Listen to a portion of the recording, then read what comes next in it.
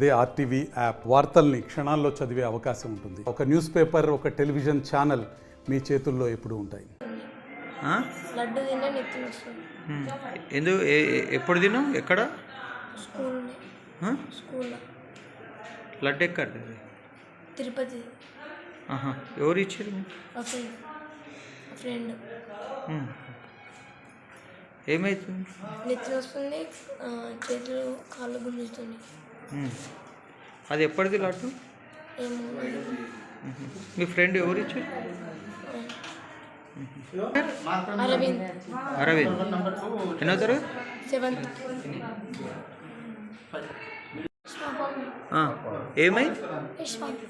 ఏమైతుంది నీకు? ఏం తిన్నావు? ఎక్కడిది? తిరుపతి. ఎప్పుడు?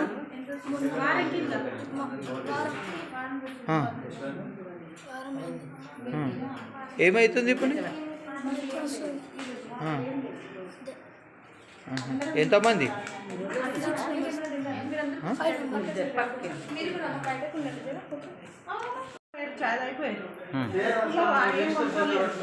ప్లీజ్ కావాలంటే సార్కి ఇవ్వాలి, 600 ఇచ్చేసింది. అంతే ఇక ఏం తింటారంట. మళ్ళీ లడ్డు మాత్రం ఆమె ఇస్తే తిందరట ఆయన కాల్ చేయడం వస్తుందంటే తిరిగినట్టు అవుతుందని హాస్పిటల్ తోలుకొచ్చింది సార్. తిప్పినట్టు అవుతుందని ఏమన్నా తిన్నాడమ్మా పొద్దున? తిండే సార్.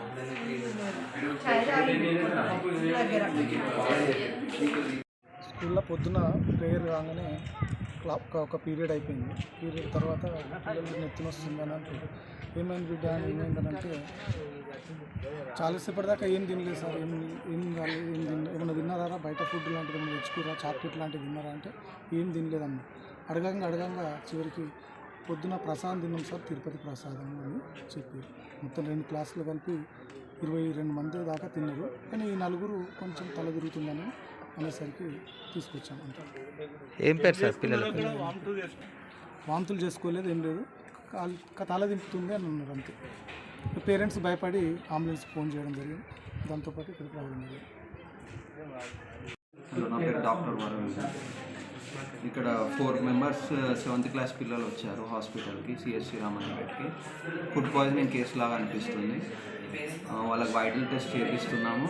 అట్లనే ప్యాంటాప్, జోఫర్ ఇవన్నీ ట్రీట్మెంట్ కూడా ఇచ్చాము. ఇప్పుడు ఇంకా ఫర్దర్గా ట్రీట్మెంట్ కూడా జరుగుతుంది. ప్రస్తుతానికి అయితే అందరు స్టేబుల్గానే ఉన్నారు. ఇక ట్రీట్మెంట్ అయిపోయాక హైయర్ సెంటర్కి రిఫర్ చేస్తున్నాం. వైటల్ టెస్ట్ చేపిస్తున్నాము. కొద్దిసేపట్లో బ్లడ్ రిపోర్ట్స్ వస్తాయి.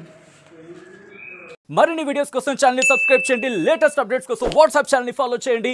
అండ్ లింక్ డిస్క్రిప్షన్ లో ఉంది.